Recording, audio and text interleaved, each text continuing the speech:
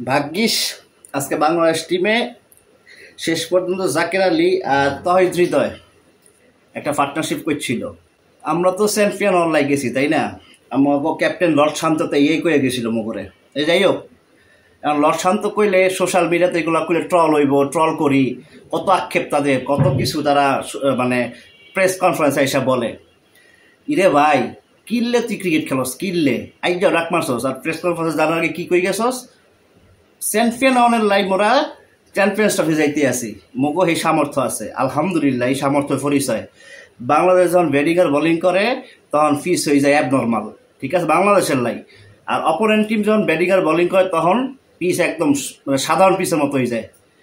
আর কত গোল খাওয়াবি আম করে। এবার একটু অবসর বরিশালে তো চান্স হাস ন, তুই কি কইছস? নিজের জ্বালাই করছস, এমন জ্বালাই করছস আইজা ডাক মারছস। ইগিন বাদ দিয়া দলত রিজাইন লো, নাইলে অবসরে যাও, নাইলে খেলা ছাড়ি দে, যে কোনো একটা করবাই। হ্যাঁ, ইগিন আরাম করে শুনাইচ্ছা, ইগিন শুনতে আর ভাল লাগে না, বাদ দে। আর চ্যাম্পিয়ন আমরা বাজি থাকতে দেখতে থাকতাম না। ইগিন তগ হলাইন যদি কোনো সময় থাকে, যদি তগ ফলাই মানে নেক্সট জেনারেশন এরা যদি কফা থাকে তাহলে দেখবে, আমরা দেখতে থাকতাম না, ঠিক আছে? তাও কই বেস্ট অফ লাক।